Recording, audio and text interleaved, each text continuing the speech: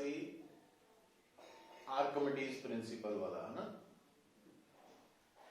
हुण उहदे विच बेसिक जिहड़ा कंसैप्ट है कि जदों भी कोई ऑब्जैक्ट कोई बॉडी फ्लूइड च इमर्ज होएगी, चाहे वो पार्शली हो रही है चाहे फुली, तो वो वेट लूज करेगी।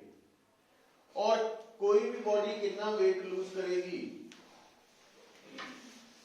वो डिपेंड करेगा कि उस बॉडी के इमर्ज होने के नाल जिहड़ा फ्लूइड डिस्प्लेस होया वा उस डिस्प्लेस्ड फ्लूइड का वेट कितना। और उहदे लई फिर आपां कल फार्मूलाज भी डिस्कस कीते सीगे।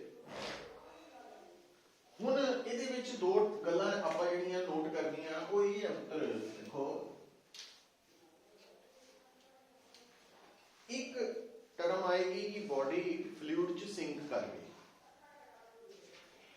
सिंक करन दा मतलब हुंदा वा कि बॉडी का वेट बॉयंट फोर्स तो ज्यादा वा, ते दूसरा बॉडी फ्लोट कर रही।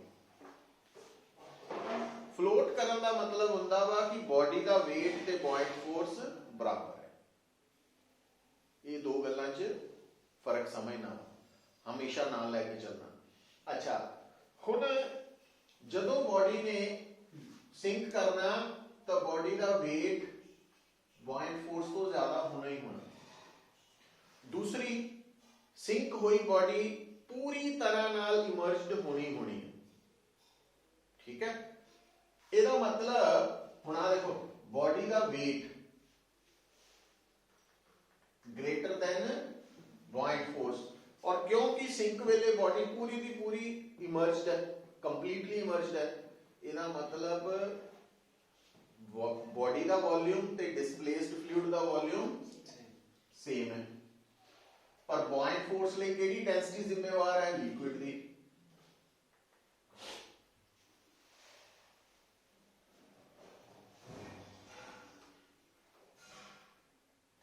तो बॉडी का वॉल्यूम की है?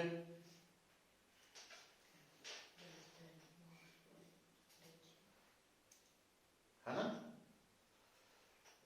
बॉडी का वॉल्यूम की होता, बॉडी का मास, बॉडी की, तो आ कंडीशंस आ गई। तो सिग्मा ग्रेटर देन रो, बॉडी की डेंसिटी फ्लूइड की डेंसिटी तो ज्यादा हो। दूसरी तरफ जदों भी बॉडी ने फ्लोट करना,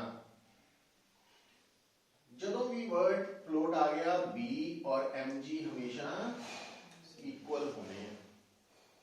पर इहदे विच हुण दो कंडीशंस आ सकदियां, किहड़ियां-किहड़ियां? या तो बॉडी फुली इमर्ज्ड है, फुली इमर्ज्ड, या बॉडी पार्शली इमर्ज्ड। जे बॉडी फुली इमर्ज्ड है तब B rho g is equal to m g, जे पार्शली इमर्ज्ड है तो फिर बॉडी का कुछ वॉल्यूम ही अंदर है, मतलब बी डैश इमर्ज्ड पोर्शन का वॉल्यूम इनटू डेंसिटी। समझ गए?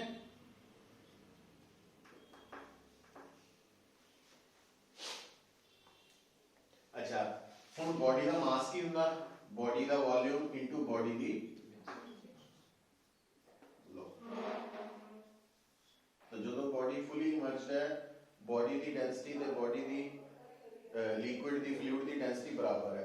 पर जो बॉडी फ्लोट करती है पार्शली इमर्ज्ड, तो उस केस दे विच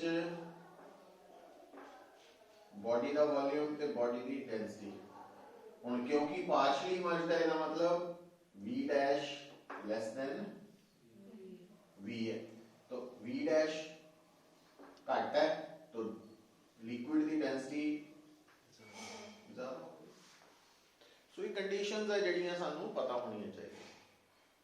और जिथे वर्ड फ्लोट आ गया उत्थे आ कंडीशन ही लगनी है, तो इस तो इलावा और कोई नहीं लगनी। पर देखना पैना कि थोड़ी फ्लोट हो रही बॉडी पार्शली या फुली इमर्ज्ड केड़ी है, तो ਉਹਦੇ अकॉर्डिंगली एक्ट करना पैना है ना। ਉਹਦੇ अकॉर्डिंगली स्टेटमेंट तो ਅਸੀਂ इंटरप्रेट करके रिजल्ट्स डिस्कस करें। तो आ नोट कर लो।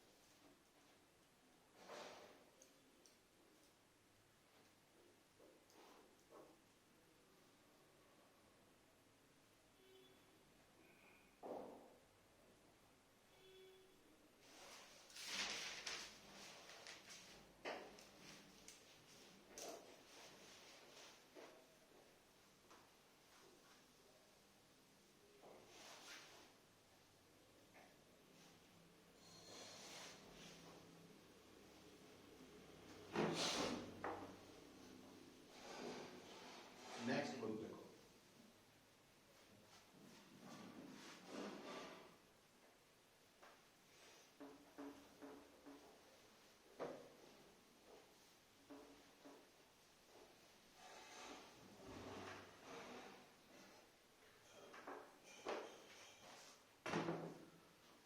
नेक्स्ट टॉपिक है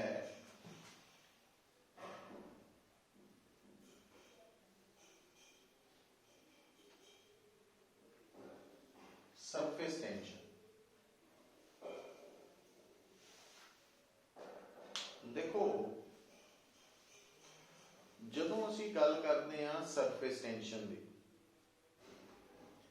तो सरफेस टेंशन प्रॉपर्टी है सिर्फ लिक्विड दी, गैस दी नहीं, ना सॉलिड दी। इस तो पहला ਆਪਾਂ फ्लूइड्स ਦੀ ਗੱਲ ਕਰ ਰਹੇ ਸੀ, ਜਿਹਦੇ ਚ ਲਿਕੁਇਡ ਵੀ ਸੀ, ਗੈਸ ਵੀ ਸੀ, ਪਰ ਸਰਫੇਸ ਟੈਂਸ਼ਨ सिर्फ लिक्विड ਦੇ ਨਾਲ ਜੁੜੀ प्रॉपर्टी है, और वो भी लिक्विड ਦੇ आउटर सरफेस ਨਾਲ, ਬਾਹਰਲੀ ਲੇਅਰ ਨਾਲ।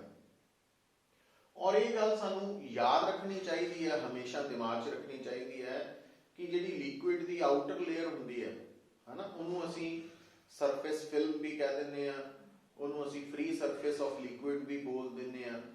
तो उहदे अंदर जिन्ने भी मॉलिक्यूल्स रिजाइड करते आ रहिंदे आ, उन्हां मॉलिक्यूल्स दी पोटेंशियल एनर्जी बाकी मॉलिक्यूल्स दे, लिक्विड दे बाकी मॉलिक्यूल्स दे कंपैरेटिवली हाई होती है, ज्यादा।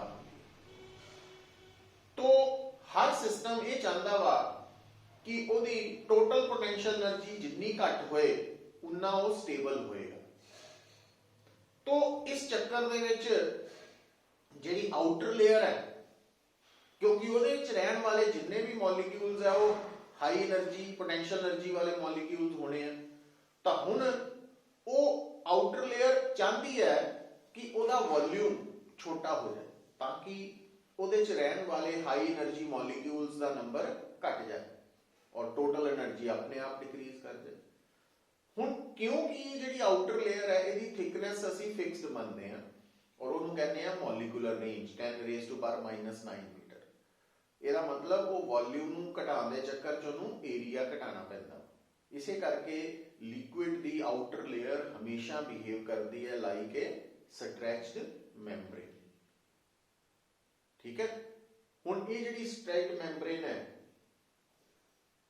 ਇਹਦੇ ਪਿੱਛੇ ਜੋ ਲਿਕੁਇਡ ਦੀ ਪ੍ਰੋਪਰਟੀ ਕੰਮ ਕਰਦੀ ਹੈ ਉਹਨੂੰ ਅਸੀਂ ਸਰਫੇਸ ਟੈਂਸ਼ਨ ਕਹਿ ਦਿੰਦੇ ਹਾਂ।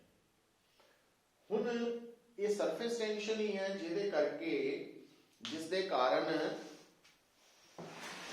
ਕੋਈ ਵੀ ਲਿਕੁਇਡ ਕਿੰਨਾ ਸਪਰੈਡ ਹੋਏਗਾ, ਫੈਲੇਗਾ, ਉਹਦੀ ਸਰਫੇਸ ਟੈਂਸ਼ਨ ਡਿਸਾਈਡ ਕਰਦੀ ਹੈ।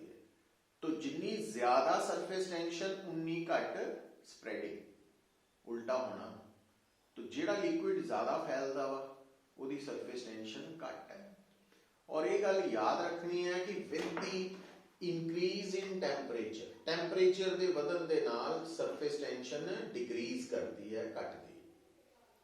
और दूसरा पॉइंट जिहड़ा आपां इत्थे याद रखना कि सरफेस टेंशन इस गल ते भी डिपेंड करेगी किसी भी लिक्विड की सरफेस टेंशन कि उहदे विच जिहड़ियां इंप्योरिटीज ऐड कीतियां गईयां वो सॉल्यूबल है या स्पैरिंगली सॉल्यूबल। जे तां सॉल्यूबल इंप्योरिटीज है वो तां सरफेस टेंशन नूं इंक्रीज करदियां, पर जे स्पैरिंगली सॉल्यूबल इंप्योरिटीज है जिहड़ियां घट घुलदियां तो वो सरफेस टेंशन नूं डिक्रीज करदियां। जिद्दां कि डिटर्जेंट्स है, सोप्स है, ये स्पैरिंगली सॉल्यूबल है पानी दे विच। इस करके जदों साबुन और डिटर्जेंट ऐड होंदे आ पानी नाल तां पानी की सरफेस टेंशन घट जाती है। ते दूसरी तरफ जिहड़ी शुगर है तो शुगर ऐड करन दे नाल पानी की सरफेस टेंशन बढ़ जाती है। तो ये कंसैप्ट भी पढ़ते वक्त याद रखने हैं। और देखो पुत्र कि हर बॉडी दे नाल ना आपां एक टर्म जोड़ते हैं सेंटर ऑफ मास। और जदों आपां बॉडी की ग्रेविटेशनल पोटेंशियल एनर्जी कढ़ते हैं mgh, तो m तो बॉडी का मास है, g acceleration due to gravity है, h की है बॉडी के सेंटर ऑफ मास की हाइट। ठीक है। इसका मतलब बॉडी का सेंटर ऑफ मास जितना उच्चा होएगा h ज्यादा होएगा, ग्रेविटेशनल पोटेंशियल एनर्जी भी ज्यादा होएगी। हुण जो स्टेबिलिटी का कंसैप्ट है, तो स्टेबिलिटी का कंसैप्ट यह है कि पोटेंशियल एनर्जी घट होनी चाहिए। हुण अगर तुहाडे सामने एक लिक्विड ड्रॉप है तो लिक्विड ड्रॉप दे नाल दो टर्म्स जुड़नियां, एक लिक्विड ड्रॉप दी इलास्टिक पोटेंशियल एनर्जी, उहदे मॉलिक्यूल्स दी पोटेंशियल एनर्जी, दूजा अर्थ दे नाल इंटरेक्शन करके ग्रेविटेशनल पोटेंशियल एनर्जी। हुण जिहड़ी इलास्टिक पोटेंशियल एनर्जी है सरफेस टेंशन के कारण, उहदे करके तो लिक्विड चाहता कि मेरी शेप की होए मिनिमम सरफेस एरिया वाली, जिहड़ी कि स्फेरिकल शेप हुंदी है। ते जद कि जिहड़ी ग्रेविटेशनल पोटेंशियल एनर्जी मिनिमम किद्दां हो सकती है, जेकर सेंटर ऑफ ग्रेविटी नीचे होए, सेंटर ऑफ मास नीचे होए। तो जे तां लिक्विड ड्रॉप हैगी है स्मॉल, छोटी, तो फिर ग्रेविटी का इंपैक्ट घट है, इग्नोरेबल है। तो फिर उस केस दे विच असीं की मान सकते हैं कि जिहड़ा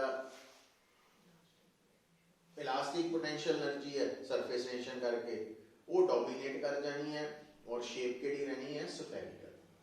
पर जे लार्ज ड्रॉप है तो फिर ग्रेविटी का इफेक्ट भी रोल प्ले करेगा। तो फिर सेंटर ऑफ मास नीचे होने करके जिहड़ी शेप ऑफ ड्रॉप है वो पूरी तरह नाल स्फेरिकल नहीं होनी, ओबलेट शेप आ जाती है।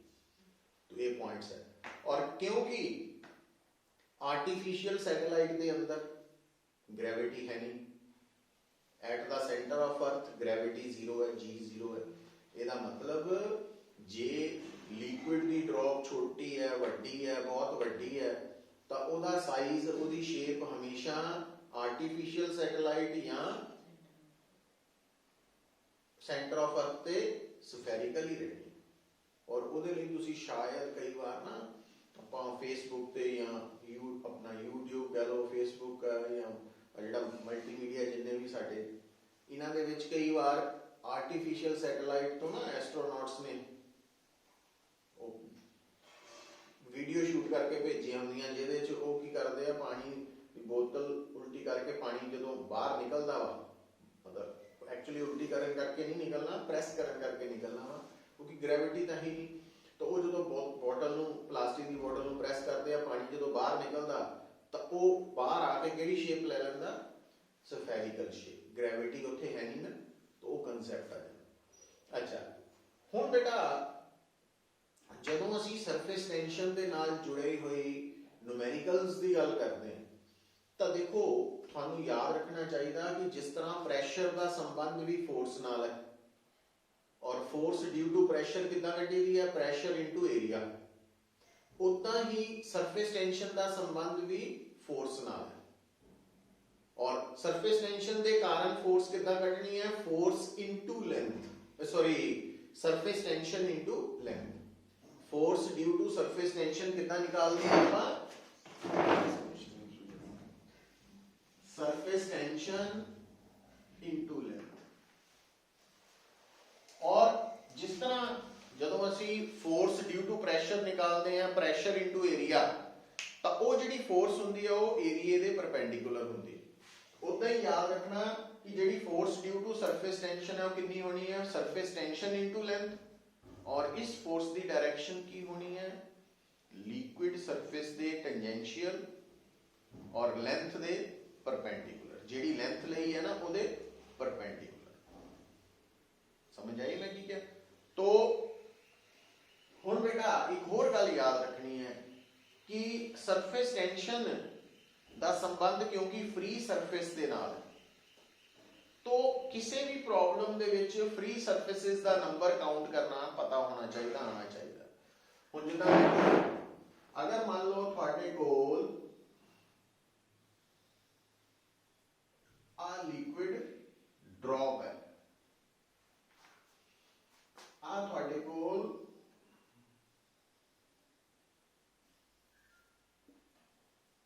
लिक्विड बबल है, आप थोड़े कोल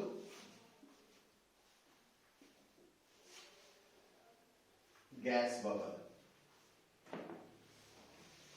जिहड़ी लिक्विड ड्रॉप है उत्थे लिक्विड ते एयर गैस कह लो।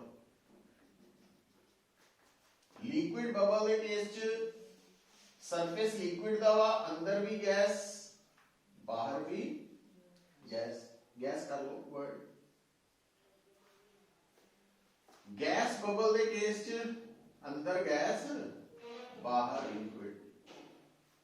हुण जिद्दां कोक दी बोतल है, सोडे दी बोतल है, ਉਹਦੇ ਜਿਹੜੇ बबल्स बनते हैं वो गैस बबल्स है, तो अंदर गैस है बाहर लिक्विड। हुण पुत्र थानू ये पता होना चाहिए कि ਇਹਦੇ ਇਹਨਾਂ ਤਿੰਨੋਂ ਕੇਸਿਸ ਚ ਨੰਬਰ ਆਫ ਫ੍ਰੀ ਸਰਫੇਸਿਸ ਕਿੰਨੇ ਹੈ, ਨੰਬਰ ਆਫ ਫ੍ਰੀ ਸਰਫੇਸਿਸ, ਜਿਹੜੀ ਲਿਕੁਇਡ ਡ੍ਰੌਪ ਹੈ ਨਾ, ਬਬਲ ਲਿਕੁਇਡ ਗੈਸ ਬਬਲ, ਇਹਦੇ ਨੰਬਰ ਆਫ ਫ੍ਰੀ ਸਰਫੇਸਿਸ ਦਾ ਮਤਲਬ ਕਿੱਦਾਂ ਸੋਚਣਾ ਕਿ ਲਿਕੁਇਡ ਲੇਅਰ ਕਿੰਨੀ ਜਗ੍ਹਾ ਤੋਂ ਕਿੰਨੀ ਸਾਈਡ ਤੋਂ ਗੈਸ ਦੇ ਨਾਲ ਟੱਚ ਕਰ ਰਿਹਾ, इतना सोचो। देखो आ सारा लिक्विड ही है, तो बाहरला लिक्विड सरफेस ही गैस नाल टच कर रहा है, इसका मतलब नंबर ऑफ फ्री सरफेसेस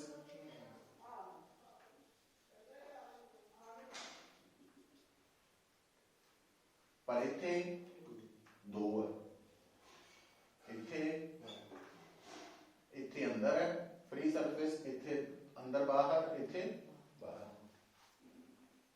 ठीक है।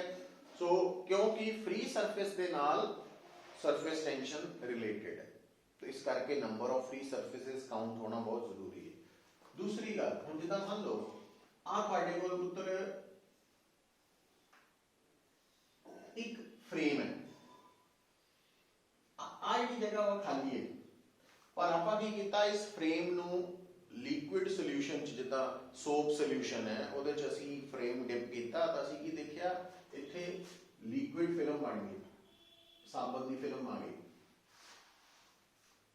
हुण ਇਹਦੇ फ्री सरफेसेस कितने हैं, दो, क्योंकि अगर आ फिल्म है तो आ भी हवाई है और आ भी पिछे, तो दो फ्री सरफेसिस। हुण फ्री सरफेसिस दी काउंटिंग तो बाद असीं की करना पुत्र, हुण देखो सपोज करो मैनू कोई पूछे कि आ जिहड़ी वायर है इहदे उपर फोर्स दसो ड्यू टू सरफेस टेंशन कितनी लग रही है, किधर नूं लग रही है, तो मेरा सारा ध्यान किधर नूं होना चाहिए, क्योंकि ये लिक्विड फिल्म है, आप ही फ्री सरफेस है कह लो, तो फोर्स कितना लगती है due to surface tension liquid film दे टेंजेंशियल, और जेडी लेंथ ते फोर्स कटनी है ਉਹਦੇ परपेंडिकुलर, तो ਇਹਦਾ मतलब ये फोर्स इदा बन गई। पर इस फोर्स ਨੂੰ कैलकुलेट कितना करना है, सिग्मा इंटू लेंथ, सिग्मा तो सरफेस टेंशन है, तो लेंथ केड़ी लेनी है पुत्र, जिन्नी वो line the length over free surface है।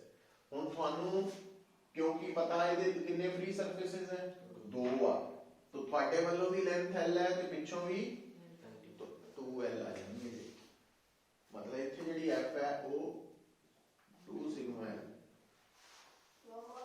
ठीक है। तो इस तरीके दे नाल असीं ये कैलकुलेशंस करते हैं। अच्छा हुण एक तो सानू force due to surface tension निकालनी आनी चाहिए, ये बिहाफ ते न्यूमेरिकल्स आ सकते आंदे हैं। दूसरा है कि जिहड़ा ये टॉपिक है इहदे विच कुछ बेसिक टर्म्स भी आंदियां वा जिन्हां बारे आपां नूं मतलब जरूर पता होना चाहिए, जिद्दां फोर्स ऑफ कोहिजन है जिहड़ी लाइक मॉलिक्यूल्स च हुंदी है, force of adhesion unlike molecules च हुंदी है, और जदों असीं कहने आ कि असीं कोई भी लिक्विड नूं किसी ट्यूब दे विच पाया, तां जिहड़ा अपर सरफेस ऑफ लिक्विड है, जिद्दां आ ट्यूब है, इस ट्यूब च लिक्विड का अपर सरफेस इदा भी हो सकता, इनू मेनिस्कस कह देंगे, ये कनकेव है, कन्वेक्स है, प्लेन है। तो आ जिहड़ा लिक्विड है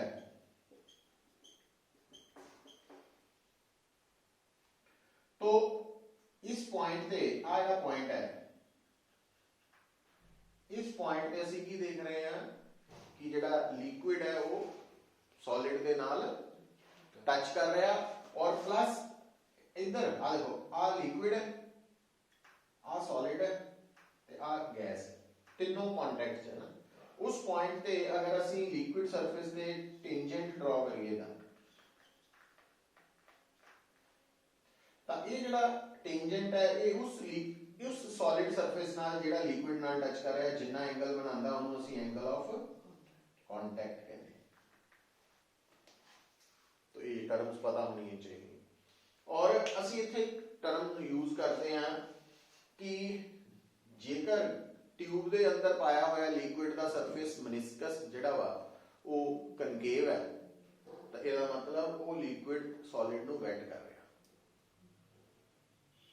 और सॉलिड नूं वेट करन दा मतलब फोर्स ऑफ एडहेजन ज्यादा वा, कोहिजन घट है। जिथे कन्वेक्स अपवर्ड मेनिस्कस है वेट नहीं कर रहा, और जिथे वेट कर रहा उत्थे एंगल ऑफ कॉन्टैक्ट एक्यूट है लैस दैन 90 डिग्री, जिथे वेट नहीं कर रहा उत्थे ऑब्ट्यूज है, और जिहड़ा 90 डिग्री एक क्रिटिकल केस है। और इसकी एग्जाम्पल आप याद रख सकते हैं सिल्वर ते प्योर वाटर, जदों सिल्वर की ट्यूब च प्योर पानी डिस्टिल्ड कह लो या प्योर वाटर जिस कोई इंप्योरिटीज नहीं ऐड करांगे तो उसका जिहड़ा मेनिस्कस है वो प्लेन होएगा और एंगल ऑफ कॉन्टैक्ट 90 डिग्री होएगा। तो ये कंसैप्ट्स पता होने चाहिए अपन। अच्छा हुण बेटा इत्थे एक होर टर्म आनी है तुहाडे सामने, हाँ कर लो आगे आइडिया हो जाए।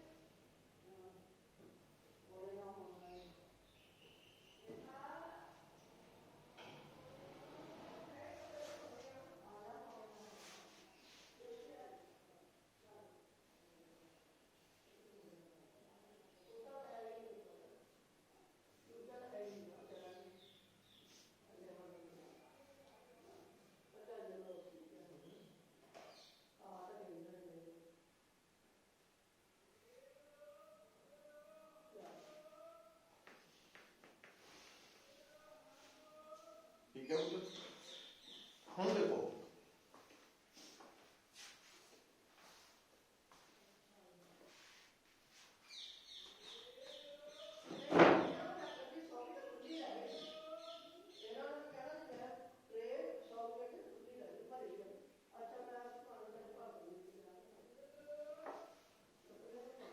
हम देखो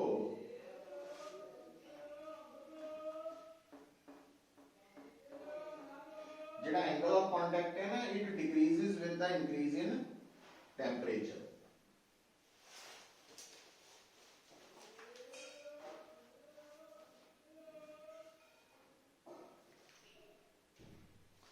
टर्म आनी है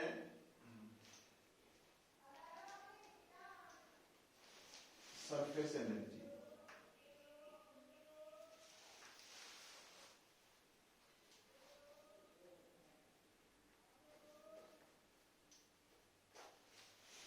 अगर तुसी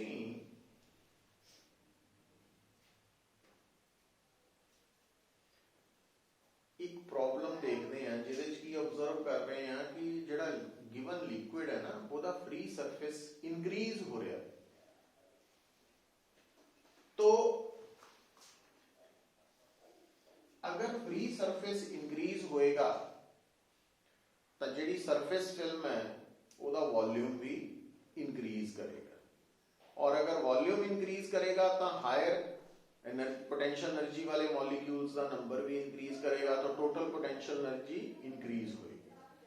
सो अगर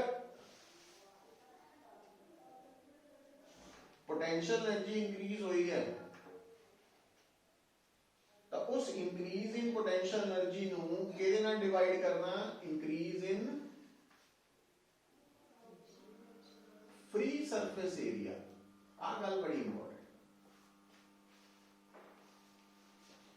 तो जदों इंक्रीज इन पोटेंशियल एनर्जी नूं increase in free surface area नाल डिवाइड करांगे, जिहड़ी टर्म आएगी वो सरफेस एनर्जी आएगी। और देखो किसी भी सिस्टम च एनर्जी अपने आप नहीं इंक्रीज होनी, क्योंकि जो अपने आप इंक्रीज होगी फिर तो violation of law of conservation of energy होगी। तो एनर्जी कितना इंक्रीज होनी है, किसी होर एनर्जी तो, किसी अदर फॉर्म तो, और वो फॉर्म वर्क भी हो सकती है। सो इसका मतलब जदों आपां किसी भी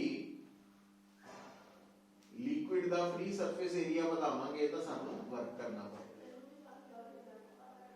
वो जिहड़ा वर्क डन है वो किहदे बराबर होना, इंक्रीज इन पोटेंशियल एनर्जी। ठीक है, पर नाल ही तुहानू समझ आनी चाहिए कि ये असीं ऑलरेडी +1 प्रूव करते हैं। तुसीं रिजल्ट याद रखना कि सरफेस एनर्जी वैसे तो सरफेस टेंशन तो अलग होंदी क्वांटिटी है, पर दोनों की वैल्यू न्यूमेरिकली सेम होगी। इसका मतलब सरफेस एनर्जी की जगह असीं सरफेस टेंशन नूं रिप्लेस कर सकते हैं।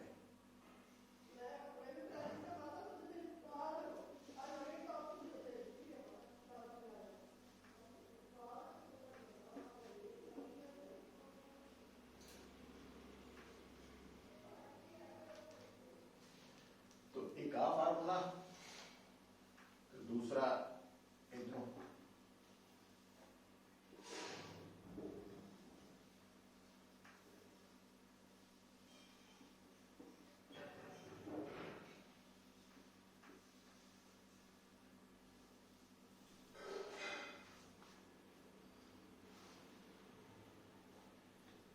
तो हुण मतलब जिस तरह तुहाडे सामने प्रॉब्लम जो पूछ लै कि एक लिक्विड है उसका सरफेस एरिया इंक्रीज होया, दसो कितना वर्क किया। तो वर्क डन आएगा सरफेस टेंशन इनटू इंक्रीज इन,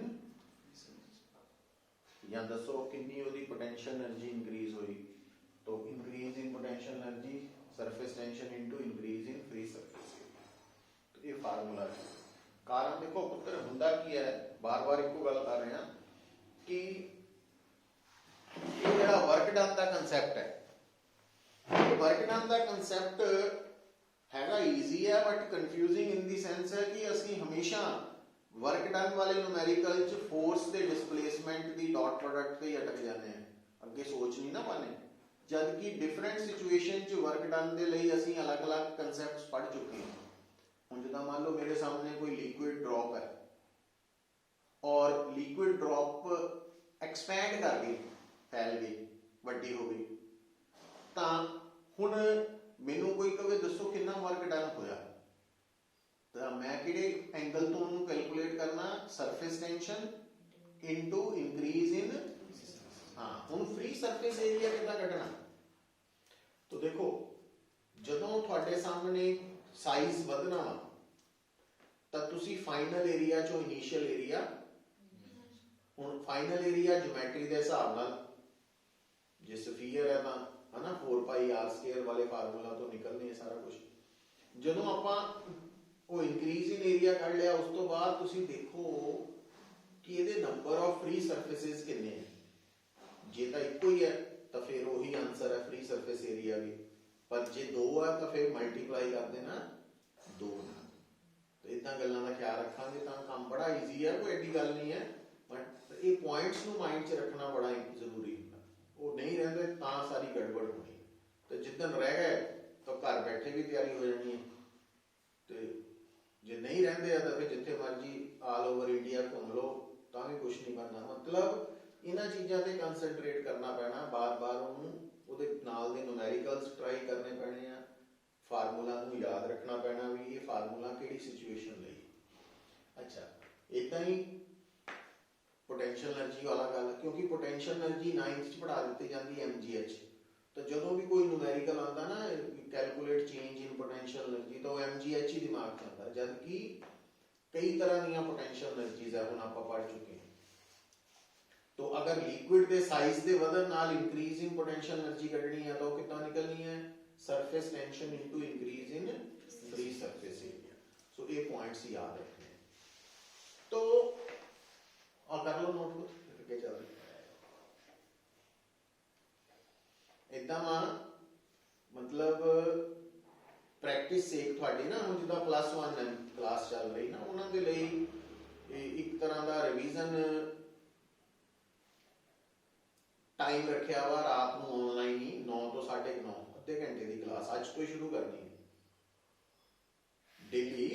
मतलब नोटिस आ जाएगा जिदन नहीं है उदन आ जाऊगा, उदा डेली है 9 तो 9:30 5-7 न्यूमेरिकल्स कंसैप्ट दे दस देने हैं उन्होंने, तो तुसीं भी लगा सकते हैं। प्लस उसकी रिकॉर्डिंग भी मैं करके यूट्यूब पे पा दांगा, ठीक है। तो वो असाइनमेंट मैं तुहानूं भेज दिंदा वा, जे लगानी है लगा लियो, नहीं लगानी तो ऑनलाइन देख लियो, जिद्दां भी है ना वो प्रैक्टिस हो जाए। अज ग्रेविटेशन तो शुरू करना, ਉਹਦੇ ਨਾਲ एक तरह की, फिर उस तो बाद बल्क प्रॉपर्टीज वाला सारा मैं कराना उन्होंने। इट मीनस ਤੁਹਾਡੇ ਨਾਲ न्यूमेरिकल्स हो जाएंगे ट्राई, ठीक है। हाफ एन आवर की क्लास होनी है, 9 तो 9:30 का टाइम है।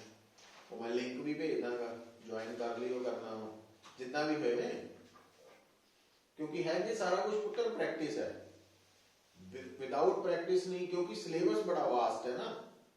तो सारा चक्कर ये है भी जब तक आप ये सारा गो थ्रू नहीं करते सिलेबस नूं तब तक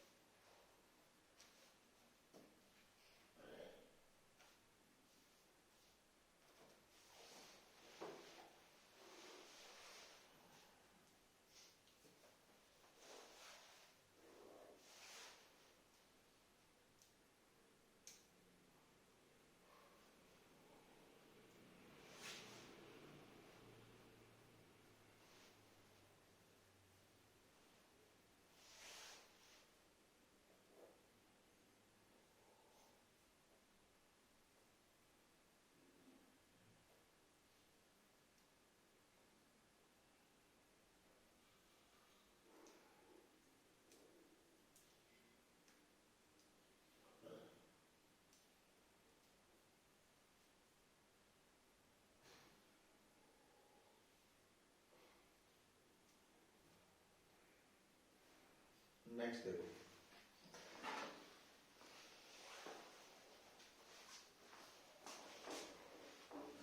नेक्स्ट है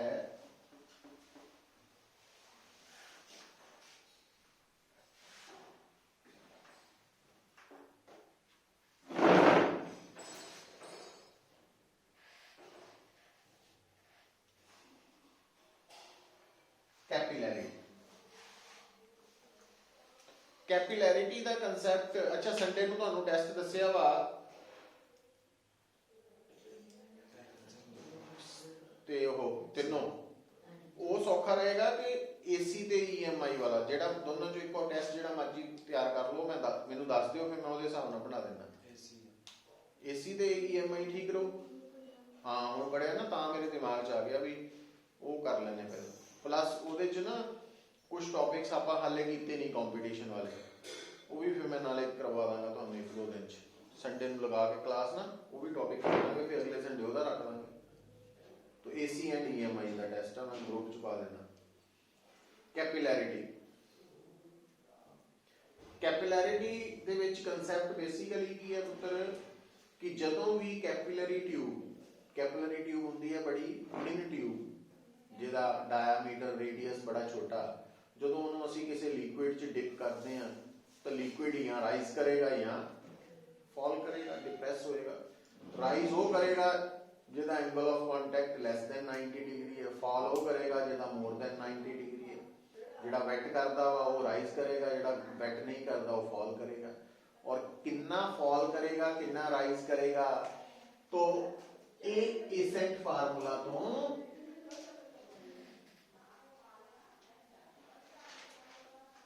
आ देखो, अगर मैं इन डायग्राम ना समझावा तो आर की है साडी कैपिलरी ट्यूब का रेडियस है, रो की है लिक्विड की density, g acceleration due to gravity है, थीटा एंगल ऑफ कांटेक्ट है, और आ देखो आ एच है, आ थीटा वा, आ फार्मूला। हुण इहदे विच एक गल दा जिहड़ा ख्याल रखना हुंदा वो की है, आर कैपिलरी ट्यूब का रेडियस है, जबकि जिहड़ा मेनिस्कस है ये भी स्फेरिकल शेप दे विच हुंदा, स्फीयर नहीं हुंदा, पार्ट ऑफ स्फेरिकल शेप है। तो इनू अगर आप एक्सटेंड करके देखिए तो दो टर्म्स आनियां पुत्र,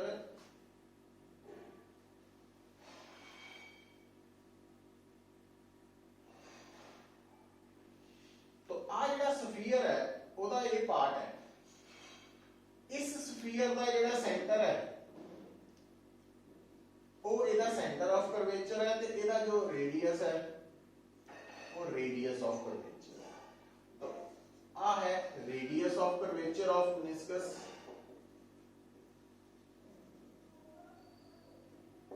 आ है रेडियस ऑफ कैपिलरी ट्यूब।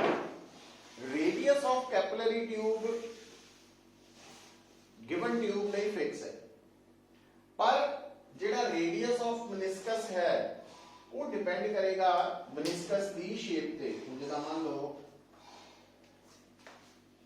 आ जिहड़ा मेनिस्कस है इहदी जगह ते मेनिस्कस इदां हो जाता हरे वाला, तो फिर रेडियस ऑफ कर्वेचर बढ़ गया, ज्यादा हो गया, समझ गए। तो रेडियस ऑफ कर्वेचर जिहड़ा फ्लूइड दा है वो गिवन ट्यूब च डिपेंड करेगा कंडीशंस ते। अच्छा हुण दोनों का रिलेशन की है, तो दोनों दे विच रिलेशन आया मतलब देखो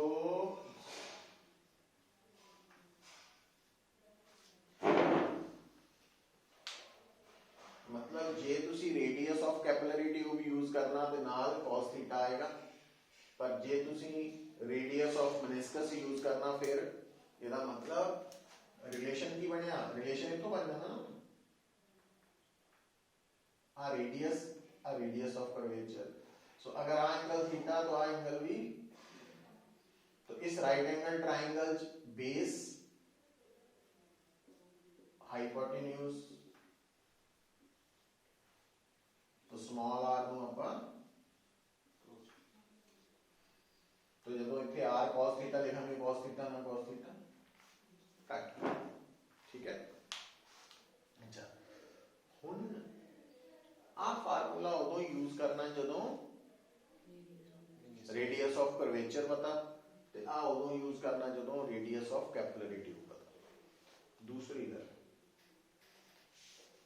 देखो पुत्र,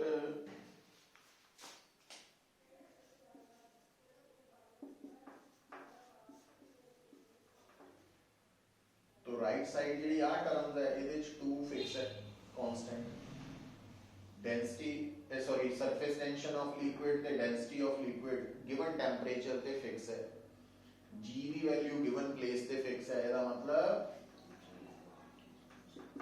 आ कांस्टेंट है। ਜਦੋਂ ਇਹ कांस्टेंट है ਤਾਂ ਇਟ ਮੀਨਸ h और r ਦਾ ਪ੍ਰੋਡਕਟ कांस्टेंट है। ਹੁਣ ਇੱਥੇ ਆ ਕੇ ਇੱਕ ਗੱਲ ਸਮਝਣੀ ਬਹੁਤ ਜ਼ਰੂਰੀ ਹੈ। ਦੇਖੋ ਹੁਣ ਜਿੱਦਾਂ ਇਸ ਡਾਇਗਰਾਮ 'ਚ ਐਡੀ ਲੰਬੀ ਕੈਪਿਲਰੀ ਟਿਊਬ ਹੈ ਜਿਹੜੀ ਲਿਕੁਇਡ ਤੋਂ ਬਾਹਰ ਹੈ, ਪਰ ਲਿਕੁਇਡ ਰਾਈਜ਼ ਇੱਥੇ ਤੱਕ ਹੀ ਕੀਤਾ। ਇਹਦਾ ਮਤਲਬ ਲਿਕੁਇਡ ਨੂੰ ਪੂਰਾ ਰਾਈਜ਼ ਕਰਨ ਦਾ ਮੌਕਾ ਸੀ ਔਰ ਉਹ ਰਾਈਜ਼ ਹੋਇਆ। ਇਟ ਮੀਨਸ ਇੱਥੇ h ਦੀ ਵੈਲਿਊ ਮੈਕਸਿਮਮ ਹੈ ਜਿੰਨਾ ਕਰ ਸਕਦਾ ਸੀ ਲਿਕੁਇਡ, ਤੇ r ਦੀ ਵੈਲਿਊ ਵੀ ਹੋ ਜਾਣੀ ਹੈ ਮਿਨੀਮਮ। ਪਰ ਜੇ ਮੰਨ ਲਓ ਅਸੀਂ ਆ ਜਿਹੜੀ ਐਡੀ ਬਾਹਰ ਐਡੀ ਲੰਬੀ ਟਿਊਬ ਹੈ ਇਹਨੂੰ ਕੱਟ ਕੇ ਇੱਥੇ ਤੱਕ ਕਰ ਦਿੰਦੇ ਆ, ਤੋੜ ਦਿੰਦੇ ਆ, तो ਅਸੀਂ ਕੀ ਦੇਖਦੇ ਹਾਂ ਕਿ ਲਿਕੁਇਡ ਨੇ ਇੰਨਾ ਰਾਈਜ਼ ਕਰਨਾ ਸੀ, ਟਿਊਬ ਇੰਨੀ ਹੈ, ਇਹਨੂੰ ਕਹਿੰਦੇ ਆ ਟਿਊਬ ਆਫ ਇਨਸਫੀਸ਼ੀਐਂਟ ਲੈਂਥ। ਇਹਦਾ ਮਤਲਬ ਹੁਣ ਲਿਕੁਇਡ ਨੂੰ ਰਾਈਜ਼ ਕਰਨ ਦਾ ਪੂਰਾ ਮੌਕਾ, मतलब h फुल नहीं है, तो ਇਹਦਾ मतलब h r ਦਾ प्रोडक्ट अगर कांस्टेंट है तो ਇਹਦਾ मतलब ਜੇ h घटेगा r ने बढ़ ओवरफ्लो नहीं कर। तो इट मींस अगर कैपिलरी ट्यूब इनसफिशिएंट लेंथ दी है तो लिक्विड ਨੂੰ पूरा राइज ਕਰਨ ਦਾ मौका नहीं मिलना, मतलब h मैक्सिमम नहीं होना। तो क्योंकि h मैक्सिमम नहीं होना तो फिर r ने अपने आप ਨੂੰ ਕੀ ਕਰ ਲੈਣਾ, इंक्रीज। ਹੁਣ ਇਹ ਕੰਡੀਸ਼ਨ ਕਿੱਦਾਂ ਆ ਸਕਦੀ ਹੈ? ਹੁਣ ਜਿੱਦਾਂ ਮੰਨ ਲਓ ਸਾਡੇ ਸਾਹਮਣੇ ਪ੍ਰੋਬਲਮ ਆਉਂਦੀ ਹੈ ਕਿ ਅਗਰ ਆ ਲੈਂਥ 20 ਸੈਂਟੀਮੀਟਰ ਤੇ ਲਿਕੁਇਡ ਰਾਈਜ਼ ਕਰ ਰਿਹਾ 10 ਸੈਂਟੀਮੀਟਰ ਤੱਕ, ਤੇ ਜੇ ਇਸ ਟਿਊਬ ਦੀ ਲੈਂਥ ਕਰ ਦਈਏ 5 ਸੈਂਟੀਮੀਟਰ, ਫਿਰ ਤਾਂ ਲਿਕੁਇਡ ओवरफ्लो नहीं करेगा, फुल लेंथ तक राइज करेगा, उस तो बाद अपने रेडियस ऑफ कर्वेचर नु इंक्रीज कर देगा। अच्छा इसी तरह नाल मान लो आप कैपिलरी ट्यूब का एक्सपेरिमेंट पहला किया जमीन ते, फिर आप ले गए सेंटर ऑफ अर्थ ते या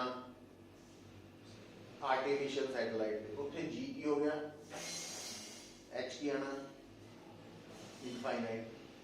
ਹੁਣ ਇਹ ਨਹੀਂ कहना कि लिक्विड इन्फिनिटी तक राइज करेगा, क्यों? क्योंकि कैपिलरी ट्यूब तो फाइनाइट लेंथ दी है, ਇਹਦਾ मतलब ਕਿਹੜਾ केस बन गया, इनसफिशिएंट लेंथ वाला। तो ਇਹਦਾ मतलब लिक्विड फुल लेंथ तक जाएगा, उस तो बाद रेडियस ऑफ कर्वेचर नु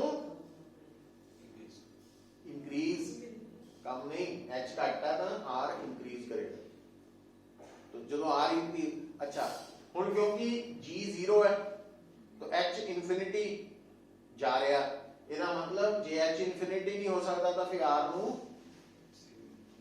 इंफिनिटी होना पड़ता, ताकि प्रोडक्ट की रहे इंफिनिटी। और इंफिनिटी का मतलब जेड़ा मेनिस्कस है that becomes plane, plane meniscus, plane surface का रेडियस ऑफ कर्वेचर की होता इंफिनिटी। इतना याद रखना पड़ेगा, ठीक है? तो इन्हें नोट कर लो, लास्ट ਇਹਦੇ ਬਾਰੇ ਗੱਲ करते हैं।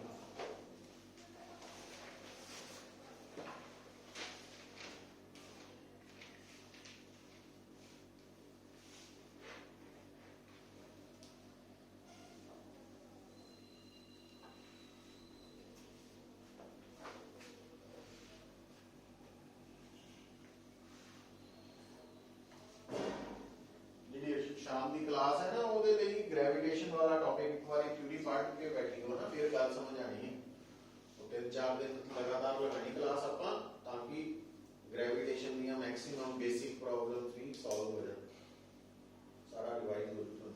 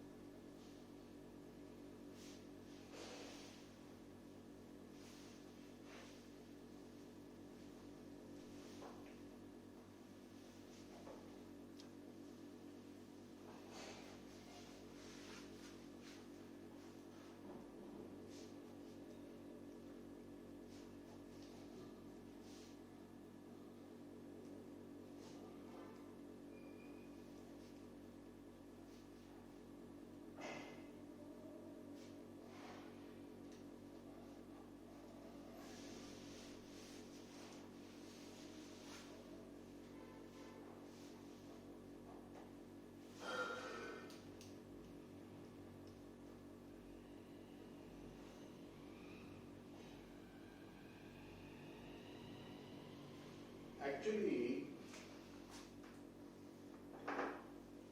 ਜਦੋਂ ਲਿਕੁਇਡ ਕੈਪਿਲਰੀ ਟਿਊਬ ਚ ਰਾਈਜ਼ ਕਰ ਰਿਹਾ ਤਾਂ ਇਹਨੂੰ ਰਾਈਜ਼ ਕਰਵਾਉਣ ਲਈ ਜਿਹੜੀ ਫੋਰਸ ਜ਼ਿੰਮੇਵਾਰ ਹੈ ਨਾ,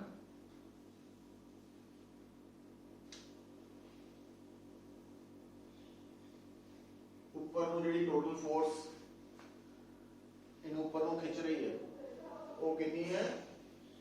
सिग्मा cos थीटा है फोर्स पर यूनिट लेंथ का अपवर्ड कंपोनेंट, ते ये फोर्स लग किथे रही है? Along the circumference.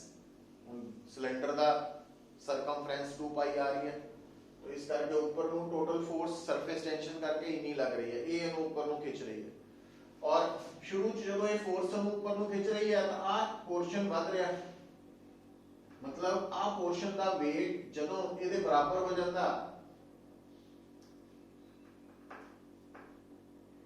mg ਦੇ, m ਇਹਦਾ मास है इस पोर्शन का, तो उदों फर्दर राइज होना बंद हो जाता।